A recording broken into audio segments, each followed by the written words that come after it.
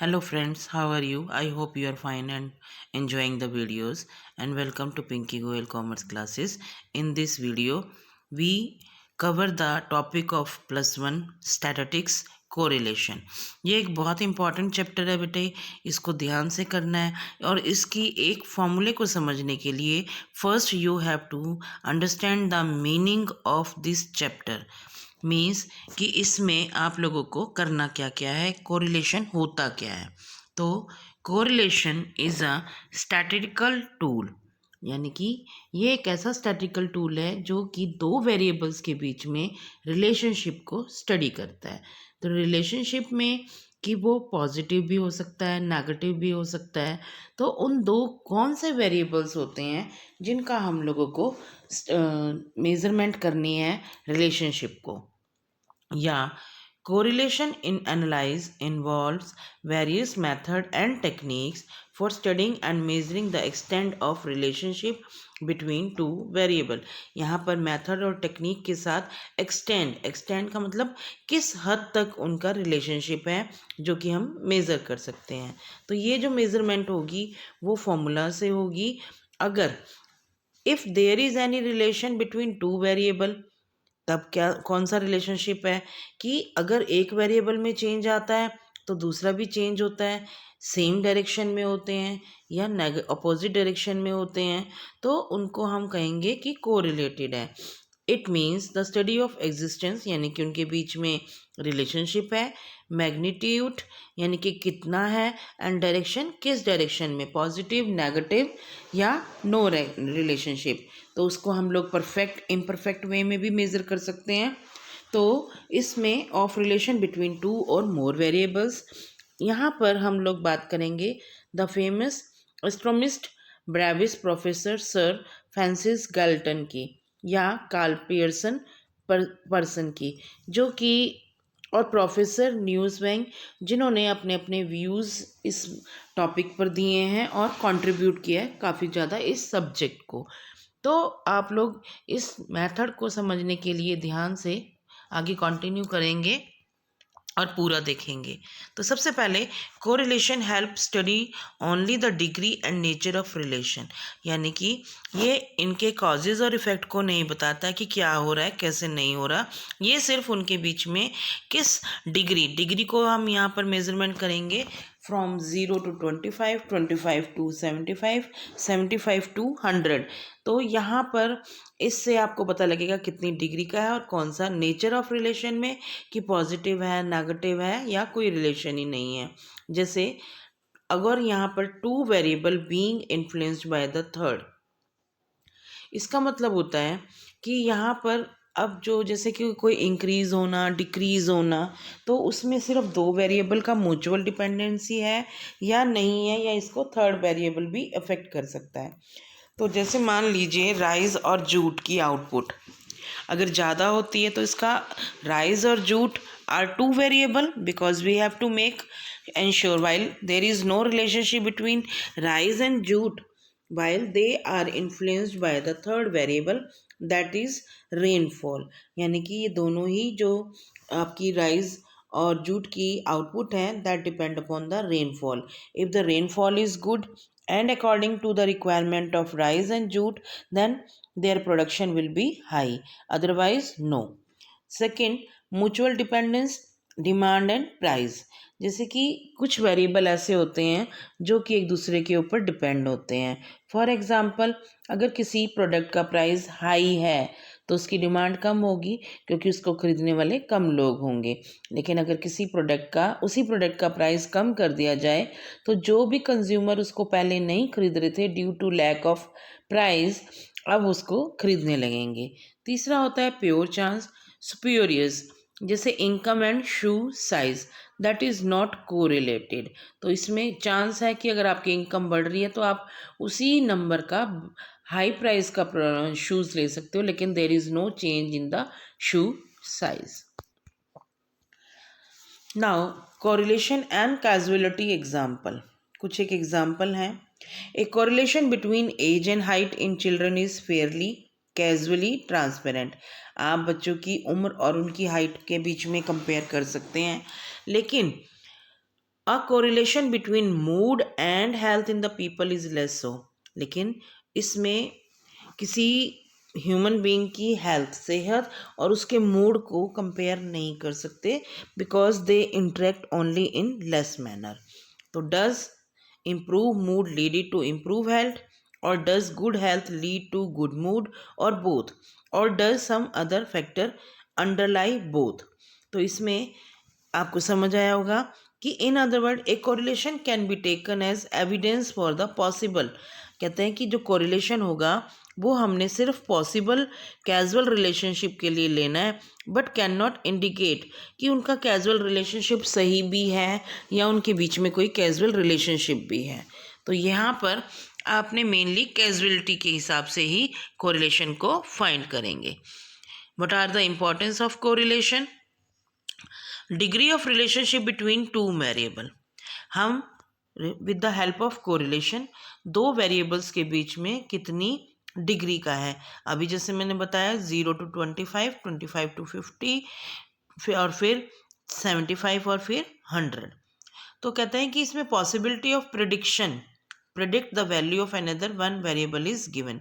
यहाँ पर आप एक वेरिएबल की प्रिडिक्ट करेंगे, यानी कि कंपेयर भी कर सकते हैं, और उनका रिलेशनशिप तभी निकलेगा जब आपको एक वेरिएबल की गिवन हो दूसरे के साथ. तो हेल्पफुल इन डिसीजन मेकिंग, क्या क्या डिसीजन मेकिंग करता है ये सबसे पहले बिजनेसमैन को डिसीजन लेने में, कि उसको जैसे कि मान लो mainly businessman is belong to product price and the demand of the product. तो आप उसके बेसिस पर अपने वेरिएबल के, यानी कि एक वेरिएबल को चेंज करके, प्राइस को चेंज करके आप डिमांड में चेंज ला सकते हैं. तो कितना डिग्री चेंज आया?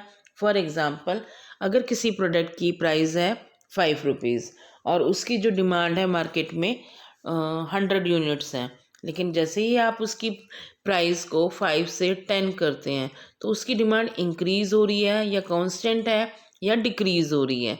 तो नेचुरल वे में if the price of the product is increase then the demand will fall, क्योंकि ये लॉ ऑफ डिमांड कहता है हमारा.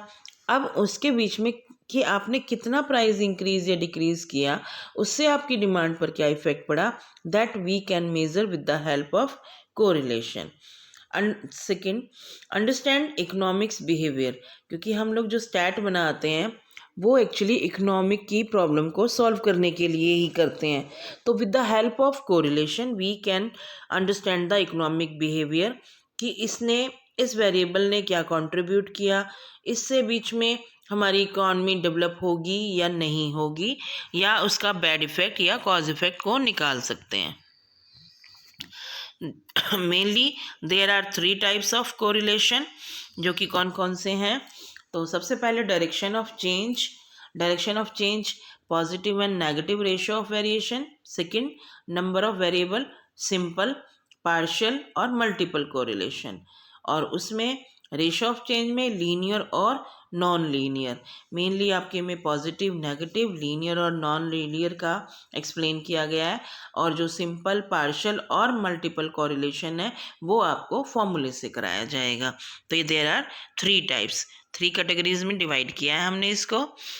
सबसे पहले देखिए सिंपल कोरिलेशन में सिर्फ क्या होता है कि 2 वेरिएबल गिवन होंगे और 2 वेरिएबल के बीच में रिलेशनशिप करना है, जैसे कि relation between output of wheat and use of chemical fertilisers, या सिंपल वेरिएबल्स में ओनली जिसमें आप लोगों को थर्ड फैक्टर को इंक्लूड नहीं करना होता, demand and price, supply and price, और फिर या आपका हो सकता है 2 ही कोई वेरिएबल आप ले सकते हैं, एज एंड हाइट का. मल्टीपल में 2 और मोर, यानी कि 3 भी हो सकते हैं या ग्रेटर देन. तो multiple correlation study the relationship between more than 2 variable, जैसे relation of wheat output with use of fertiliser and the temperature and the rainfall. तो ये भी हो सकते हैं. ठीक है, फिर आगे है आपका पार्शियल में under partial correlation the relationship between 2 variable is examine keeping other variable as constant, यानी कि एक वेरिएबल को दूसरे जो फैक्टर्स हैं उनको कांस्टेंट रखना है. जैसे relationship between output of wheat and use of chemical. तो यहाँ पर टेम्परेचर आपको कांस्टेंट यानी कि टेम्परेचर में चेंज नहीं होगा। ठीक है, तो पार्शियल में क्या होता है कि एक फैक्टर को आपने कांस्टेंट रखकर यानी कि जब मोर देन 2 लिए हैं और 2 फैक्टर्स का कंसीडर करेंगे। देखिए बेटे, पॉजिटिव कोरिलेशन क्या होता है कि जब वेरिएबल में चेंजेस हो तो उसमें आप सेम डायरेक्शन में मूव करें, चाहे आपका वो पॉजिटिव हो चाहे वो आपका नेगेटिव हो। यानी कि अगर एक वेरिएबल इंक्रीज हो रहा है तो दूसरा भी सेम डायरेक्शन में ही होना चाहिए। जैसे आउटपुट यहाँ पर लेंगे हम लोग 1 2 3 4 5 कॉस्ट है, जैसे जैसे आपकी आउटपुट इंक्रीज हो रही है कॉस्ट भी इंक्रीज हो रही है 10 12 15 18 20। और अगर हम प्राइस का लें कि जैसे जैसे प्राइस आपका, ये तो आपका पॉजिटिव हो गया कि आउटपुट इंक्रीज हुई तो टोटल कॉस्ट भी इंक्रीज हुई। प्राइस में देखिए, प्राइस और सप्लाई में कि 5 4 3 2 1, जैसे जैसे प्राइस इंक्रीज डिक्रीज हो रहा है आपकी सप्लाई भी डिक्रीज हो रही है, तो 15 12 10 8 6, तो दिस इज द पॉजिटिव यानी कि सेम डायरेक्शन में होता है। नेक्स्ट है नेगेटिव में, देखिए कि जैसे जैसे प्राइस डिक्रीज हो रहा है आपकी डिमांड भी इंक्रीज हो रही है, यानी कि प्राइस आपका पहले 5 4 3 यानी कि प्राइस डिक्रीज डिमांड इंक्रीज, तो नेगेटिव हो गया अपोजिट डायरेक्शन में। अब टेम्परेचर है 30 35 40 इंक्रीज हो रहा है, तो फिर वूलन गारमेंट्स की क्या होगी, डिक्रीज हो जाएगी 10 8 एंड 6। तो अगर वेरिएबल सेम डायरेक्शन में जाते हैं यानी कि इंक्रीज होते हैं तो इंक्रीज होते हैं और डिक्रीज होंगे तो डिक्रीज, तो यहाँ पर नेगेटिव में यानी कि एक आपका डिक्रीज हो रहा है दूसरा इंक्रीज, यानी कि movement in opposite direction is a negative relation. अब लीनियर और नॉन लीनियर में, जैसे कि अगर हम लोग मैथमेटिक्स की बात करें तो लीनियर होता है जिसमें कोई चेंज नहीं आता, लीनियर में change in constant ratio, non linear में change not in constant ratio. कि जैसे लीनियर में आपकी अगर डायग्रामेटिकल में दें तो सेम एक सिंगल सी लाइन स्ट्रेट लाइन आ जाती है ग्राफिक में, और नॉट लीनियर में कि सेम चेंज नहीं है। फॉर एग्जाम्पल, अगर आपने जितने इतने आउटपुट को इंक्रीज किया 1 2 3, तो आपका टोटल रेवेन्यू भी उसी रेशो में कांस्टेंट में 10 20 30, तो कांस्टेंट यहाँ पर 10 है। और अगर आपकी नॉट लीनियर में कि आउटपुट 1 2 3, तो इसमें देखिए फिक्स कॉस्ट आपकी 12 6 4 not in a same ratio. तो आपने यहाँ से लीनियर और नॉन लीनियर का यहाँ पर देखिए linear correlation has a straight line while non-linear correlation has a curve linear graph। तो यहाँ पर x की वैल्यू ली हुई है 4 8 12 16 4 4 के रेशो, y में देखिए 5 10 15 20 सेम, x में 4 8 12 16 लेकिन not in same in y, not non clear में नॉन लीनियर में 5 8 13 21। तो यहाँ पर लीनियर में तो आपकी आएगी स्ट्रेट लाइन, नॉट लीनियर में करली लीनियर। तो बेटा यहाँ से ये प्रॉपर्टीज़ हैं, ये 3 मार्क्स का क्वेश्चन इसमें से आ सकता है। Then you have to understand the properties very carefully. I hope you understand this chapter. After जो कोरिलेशन की प्रॉपर्टीज़ के बाद आपको जो न्यूमेरिकली फॉर्म कराऊंगी उसके लिए मैं आपको नेक्स्ट उसमें किया जाएगा। तो यहाँ पे है सबसे पहले Karl Pearson coefficient of correlation lies, यहाँ पे हमने कार्ल पियर्सन ही करना है जो बिटवीन है 1 और -1 और +1 के बीच में रहेगा, यानी कि आपका -1 से 1 के बीच में रिलेशन आएगा कोरिलेशन। अगर इससे बड़ा या छोटा आता है तो आपका गलत है। If the scale of series is change origin should be shifted, यानी कि इसका there is no effect on the value of correlation. अगर आपका स्केल चेंज होता है या ओरिजिन शिफ्ट होता है तो उसका आपकी कोरिलेशन पर कोई इफेक्ट नहीं, क्योंकि यहाँ पे आर को हम कोरिलेशन से डिनोट करते हैं। R is the geometric mean of regression coefficient. तो यहाँ पर जो रिग्रेशन है उसको जो आपका ज्योमेट्रिक मीन है X and Y into B Y X के अंडर रूट लेंगे, तो इसमें आप लोग सिर्फ याद रखना है कि ज्योमेट्रिक मीन ऑफ रिग्रेशन। अगर next if X and Y are independent variable, अगर आपके दोनों वेरिएबल इंडिपेंडेंट है तो correlation 0, then coefficient of correlation is 0, but converse is not necessarily true.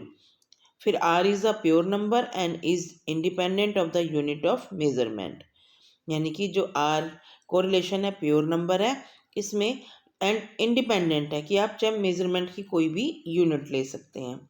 The coefficient of correlation between two variable X and Y is symmetrically, यानी कि R Y X या R X Y कोई भी आप पहले ले सकते हैं, इसमें कोई फर्क नहीं पड़ेगा।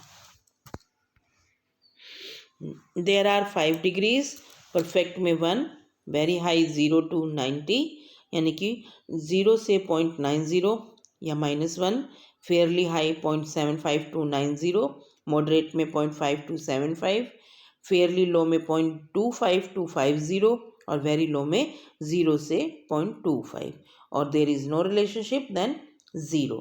ये आपने जो डिग्रीज़ हैं इस तरह से परफेक्ट, इम्परफेक्ट या मॉडरेट और लो के हिसाब से करनी है।